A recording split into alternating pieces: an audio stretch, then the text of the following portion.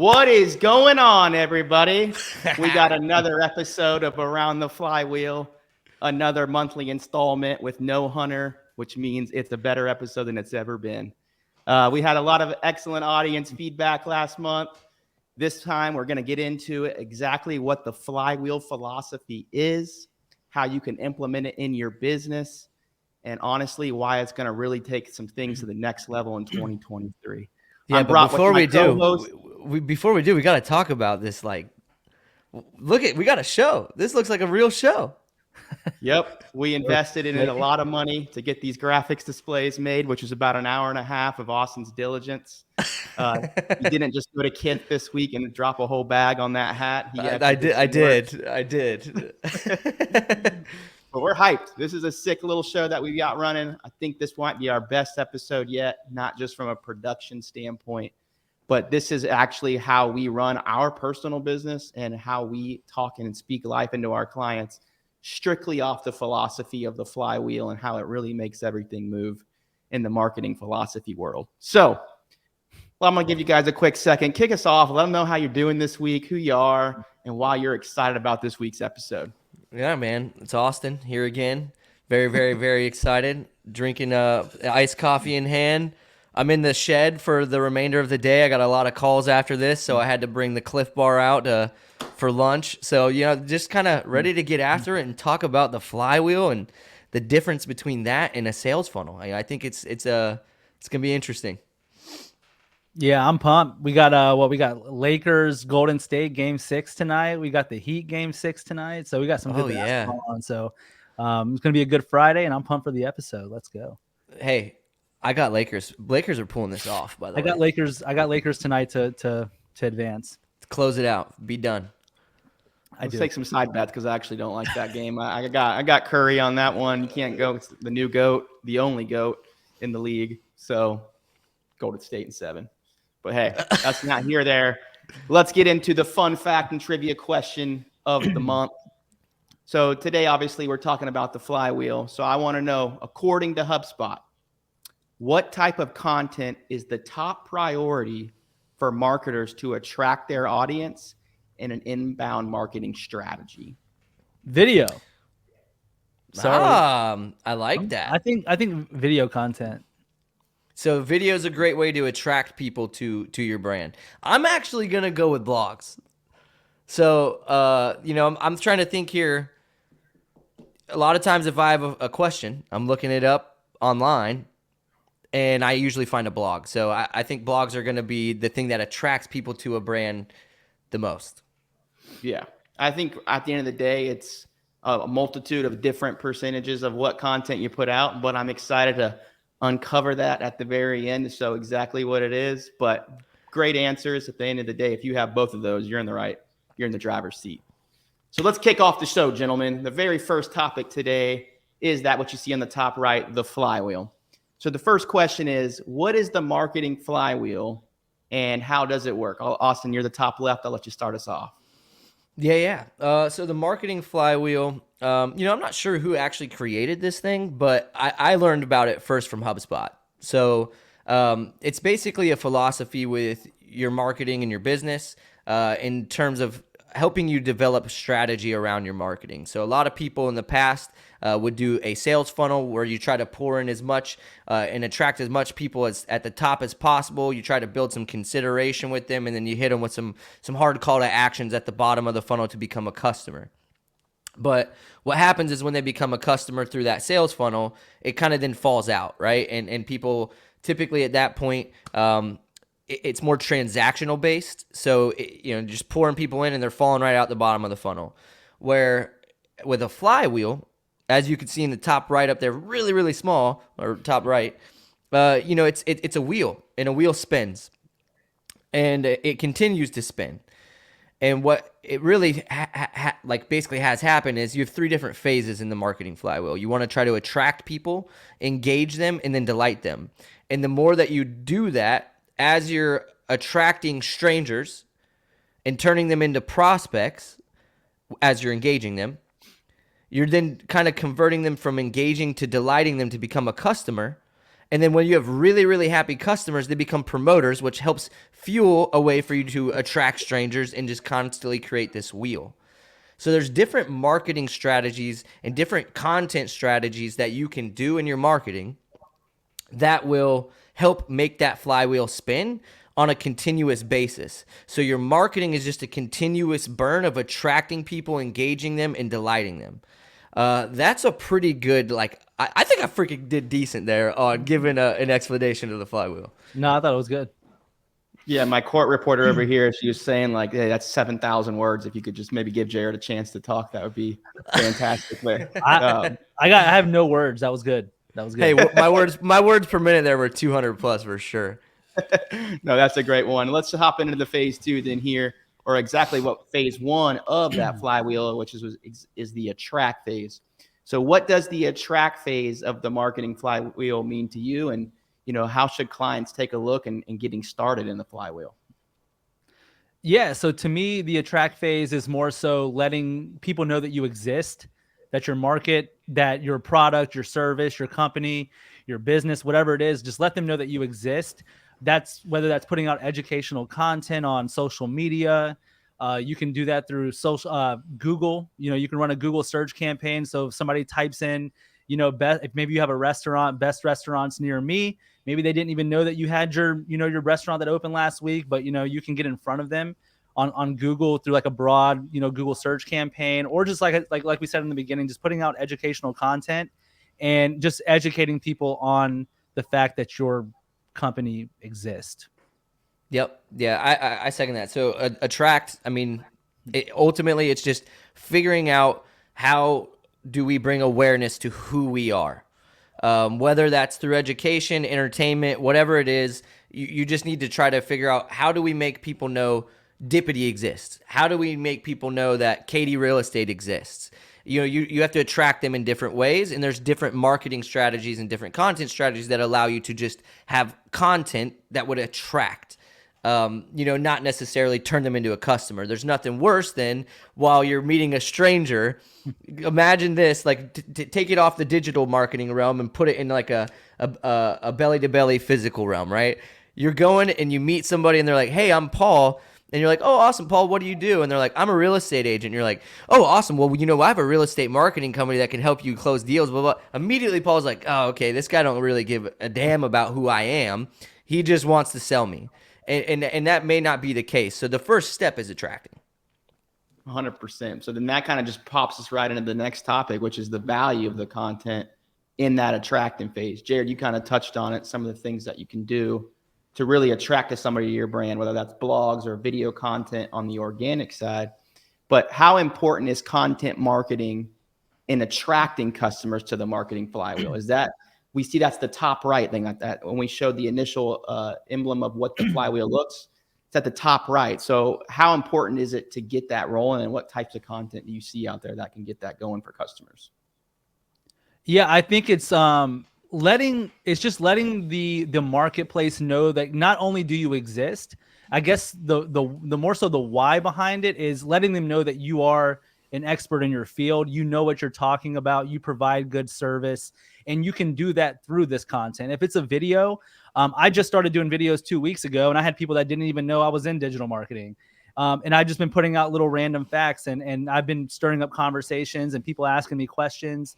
And that's attracting people to me and to our company that maybe didn't even know that I was even in digital marketing, or maybe they knew I worked for a company, but they didn't know that I actually knew what I was talking about, right? So video is a great way to kind of just let people know that you're an expert in the field. Blog content, you could do the same thing. Maybe you don't feel as comfortable on video. You can put it in text and do it through a blog. There's a ton of different ways. I'm sure Austin's going to hit on a couple other ones, but I think the big thing is just letting people know not only do you exist, but you actually know what you're doing as well. Yeah, no, I mean, I'm actually going to try to take it into some examples here from what you've done with your recent video, right? So recently you've been posting just educational videos showing little tips, secrets, hacks, and whatnot about digital marketing from Facebook, retargeting, Google search. You've kind of tapped on a lot of different topics now that you've been posting on your personal channel and the Dippidi marketing channel on strictly on, I think, Instagram Reels, TikTok, is kind of where you're focusing, That's right? it. Yeah. Yep. Yeah, a little bit of Bumble too, but yeah. Hey, don't tell Marie that. I know. I was Jeez. gonna say, don't Marie hear I'm just this. kidding, Marie. I was just kidding. I was strictly talking about myself. Sorry.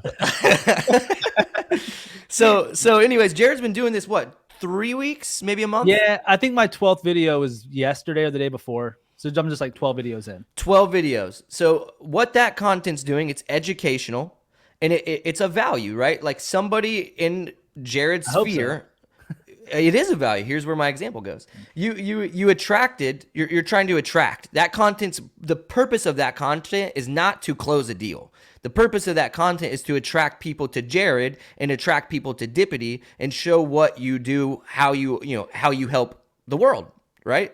It's the value you give to your world day to day. Well, what happened is you had people messaging you and they're like asking you questions. Oh, I didn't know you did marketing, right? Well, you now have created engagement, which is the second part of the flywheel. You attracted them through the content, so that's the importance of content marketing, and then you engage them. Now, in the engagement, that probably went down where? In the DMs? Yeah. Yep. Yep. So now you're talking to them, and guess what you found out of one of those? You found a prospect. We have somebody who's interested in doing marketing with us through solar. They're a solar company. Mm-hmm. So you attracted them through video content, stirred up conversation with them, and now they are an actual prospect who may become a customer. And guess what? We don't have any solar clients right now. So as we get into the solar industry, he may be like, I'm really happy with what they've been doing. I'm really happy with the way they've been handling this. And he's going to turn into a promoter. We're going to delight him through service, which then starts the flywheel of a referral. So, I mean, which segues into this topic. So it's perfect. Yeah. So as we get into flywheels, like you're talking about, you have a customer that you attracted through content. In this case, Jared was on Bumble posting videos about his, hey, here's what I can do. Here's who I am. People get to know the intricacies of you. I like to always, bring things back to a dating, and we're gonna bring it back just for a quick. I noticed all your analogies are dating, Corey. You're the most hopeless romantic. I love rom-coms.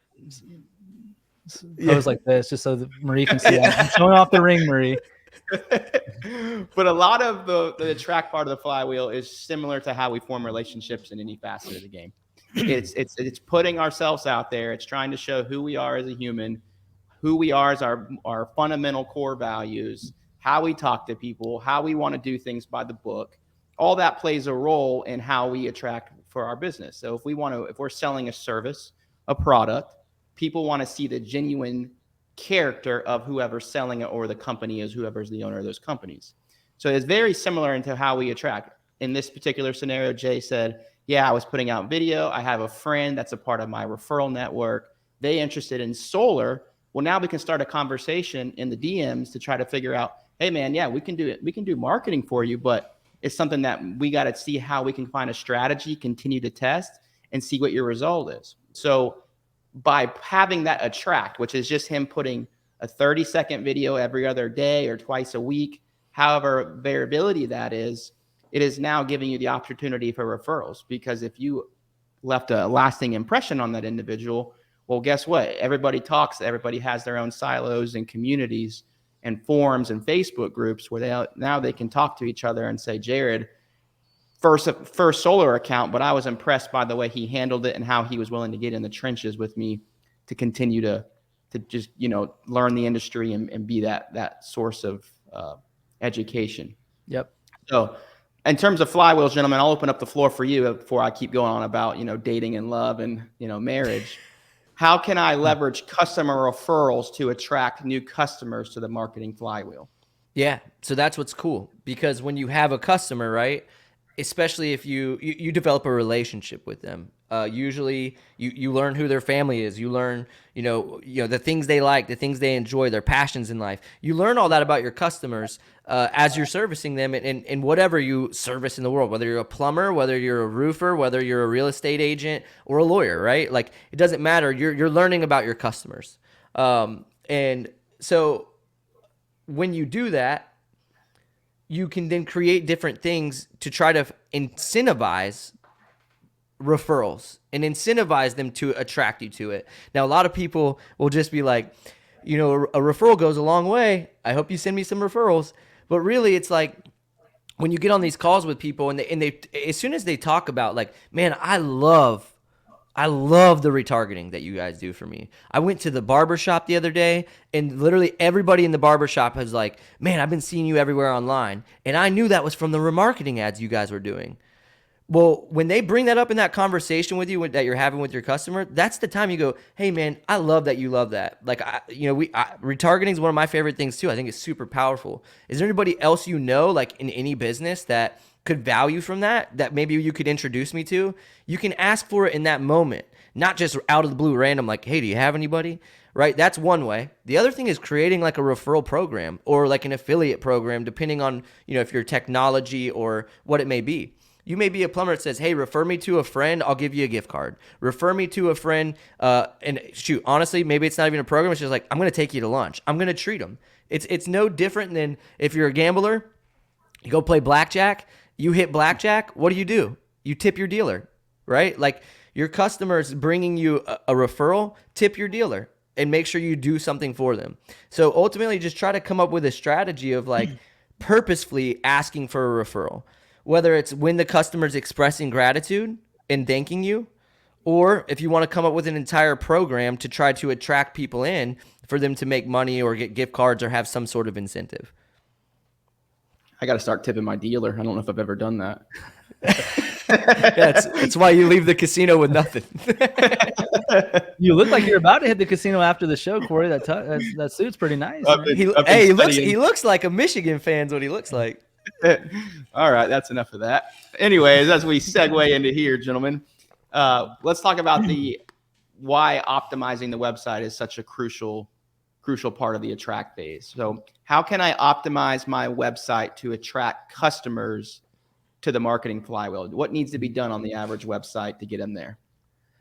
I think a great place to start, and you can go back and listen to episode 5 of Around the Flywheel. I think that was last month's episode, where we talked a lot about blogs and having keywords on your website, and then you can figure out which keywords are driving traffic. We got pretty deep on last episode, so you can go. I don't want to repeat everything that we talked about last month, but just enriching your website with keywords that fit your target audience. I think we were talking about how to make spaghetti last month, right? Like if you are a chef and you're putting out recipes and somebody's probably typing best ingredients for chicken Alfredo, best spaghetti recipes, that gives people a chance to find you organically and attract people. Like Austin said in the beginning, I think for the fun fact, I said video was the best way, and Austin said no. I think it's blogs, because I go to Google and I'm doing research, and then I land on a blog on somebody's website who I've never heard about, and now I've gotten a source of information, and I continue to go back to that website and view that website, whether it's HubSpot, Dippidi, whatever it is,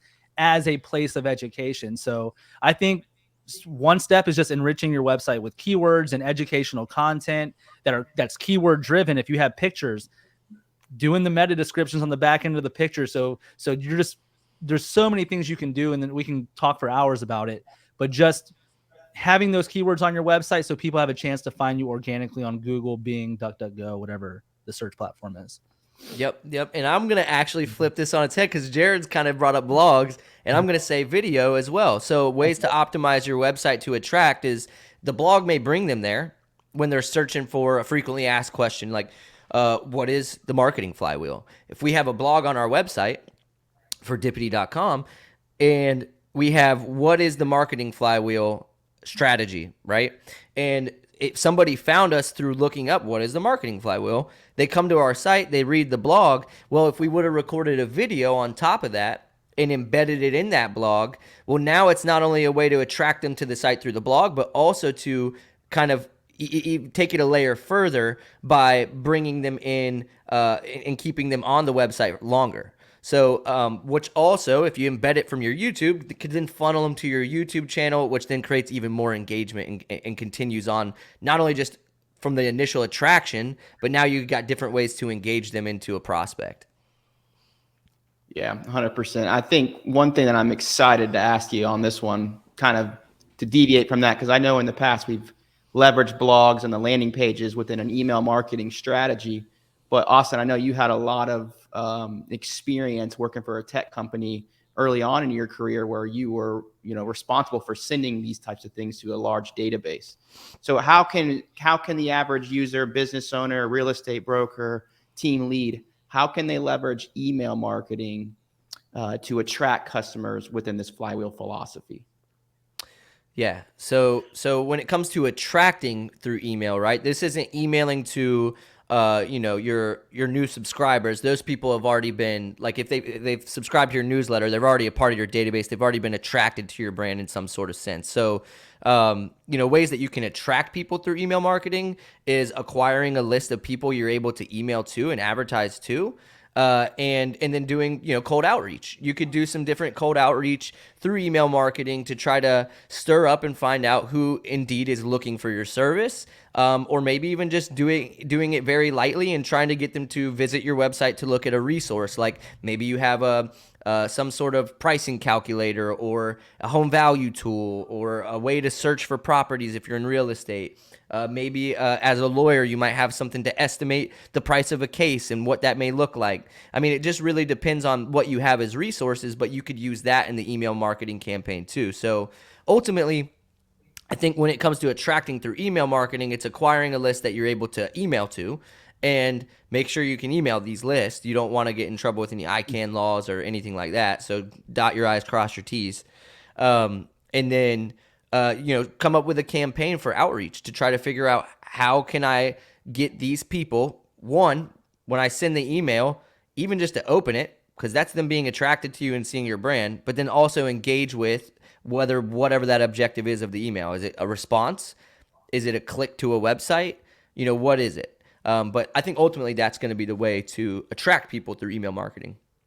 Certainly. And Jay, I saved this last one for you because Jared is our customer success manager over here at Dippidi. And whenever I think of I tell people on a phone call, he's the gold standard in terms of taking care of you and uncovering any pain and trying to find just a form of relief in any way, whether that's marketing or, back to the dating advice, whatever you guys need. Jared is the guy. So this final question here, Jared, I have for you is how important is customer service in attracting, but also retaining customers in the flywheel approach? Yeah, I think it all boils down to just your level of care. Like that's going to show through your ability to listen and digest and dig and get down to the root of what they're really wanting to be able to, properly serve them and assess whatever the situation is. And all that comes back to really everything, not everything, but like even like the referral thing we talked about, like when people go to Google, actually, yeah, really everything. Like when people go to Google and maybe they find out about you, right? Like now they know you exist. Well, I know like my wife, we've talked about her a couple of times. Shout out to Marie. Like if we're going anywhere, even if we're going to go on vacation, she's looking at reviews. Well, part of that customer service and that customer, I'll say experience is like you want them to have a positive experience. So they go out and they tell people about you or they leave you a positive review. So all those people that are to bring this back into the attract stage, there's people that are doing research and looking for your type of services or your type of company. When they start digging and doing reviews, like all that boils down to their experience with your company. And to me, that's all about customer service and customer experience. And I think it's a great way to have your brand and your services echoed by just providing that good experience to them. So I don't know if I did a good job answering that, but no, that's perfect. Cause I want to touch on the other side of that. And it does work in attraction as well. But Austin, you actually have some experience in this as well as even the negative reviews, whether that's in anything that we see, like, if I had conversations about Airbnb and when people leave review for host, how if I'm a consumer and I go read that review, how the host response can also still attract me. So Austin, like when you've seen that, like what are some of your recommendations on responding to negative reviews? Yeah. So always in customer service, people don't realize it's a form of marketing. Like they just think people silo out everything and just think sales is sales, service is service, marketing is marketing, when really all of it's marketing. All of it's going to bring people more business, right? So when you get a negative review, things happen. We're not perfect. No industry is perfect. Nothing is ever perfect, right? So you're going to have moments where somebody might have a bad experience. It could have been a lack of communication, could have been a bad day from the service team and they made a mistake. I mean, things happen, right? The goal is to try to minimize those as much as possible. That's how you have a real well-oiled machine. But what's going to happen is you might get a couple negative reviews. And when you do get these negative reviews, so many people just leave them and they go, oh my God, that negative review's up there and it's driving me nuts because it's not true and blah, blah, blah. I'm like, well, then why don't you respond to that negative review? Don't delete it. Don't hide it. Like if you get a negative comment on Facebook and Instagram and TikTok, whatever, don't delete it. Don't hide it. Respond to it and kill people with kindness. Like that's it. Make it right. Show others the way that you treat the customer and what you're trying to do to make it right and what you know you can do to be better in the future. Own it, take accountability for it, and then do what you can to make it right in that response, because other people might read that negative review and see your response and then go, oh, that was just a Karen. All right, no big deal, right? Like, they're going to be able to see it and feel, how far did Austin or Corey or Jared go to try to make this right for this person? Or is everything that this person's saying true? So respond to all negative feedback, kill the person with kindness, and do what you can to make it right publicly. So that way people can see that you took accountability for whatever mistake or experience they had, and you did your best to try to make it right. Yeah, I think it's a great way. And at the end of the day, it's attracting. They always say bad publicity is still good publicity or something along those lines. Bad rep is something like that. But at the end of the day, it's always some way that people are drawn to you. Capitalize on the ability to see like, oh, this is a bad review. Well, let me go set the record straight and lead from a place of kindness and caring and genuosity. You're gonna be fine. It's funny that you use that example, Austin, because I had a client probably about 3 weeks ago call me freaking out, like, I'm gonna give you my Google username, my password. I just want you to go in there and just delete. There's 2 comments in there. I want them gone. And I was like, no, one, you can't do that. Google doesn't let you just delete them. But then, yeah, that talk track. I mean, just kill them with kindness. That was great feedback. Yep. Thank you. Fantastic. Let's go to the last. We had the question at the beginning of the show. According to HubSpot, what type of content is the top priority for marketers to attract their audience in an inbound marketing strategy? I believe Jared said video and Austin went with blogs. Yep. Well, the results are in, and it's actually a pretty split vote here. It says, according to HubSpot, 53%, so pretty close to being in the middle. 53% of marketers say that blog content is the top inbound marketing priority, which highlights the importance of content marketing within the marketing flywheel. So you can see, I'm not sure what the second. We'll have to get a little bit of research, get our analytics. Well, there's other things, man. 53% is big. That's big. It's not 53% blog video. It's 53%. No, blog. But 47. It could be 47%. You never know. Don't rub it in. You win, man. You won. Okay. That's excellent. Well, that concludes another fun episode of Around the Flywheel. This one was all about attracting in the attract phase of this philosophy. Next week, we kind of go into the second phase. We're going to go all in the engaged phase. And then the third week will be the delight stage. So we're really happy to try to really help unpack what the flywheel is and how we can implement it in a marketing strategy. But today, I feel like there was a lot of great tactical tips from a review and customer referrals, and really what types of content you can leverage to attract people to you as an individual, to you as a brand, and just try to make a prosperous life out of both of those types of things. So as we conclude it, guys, I'm looking forward to the next episode. I hope you like the new production. Next week or next month, you're going to see some new wrinkles, a couple sound effects, maybe Austin's new hat, who knows? But thank you for the time, everyone, and we look forward to seeing you next time. Bye-bye. All right. See y'all. Gang.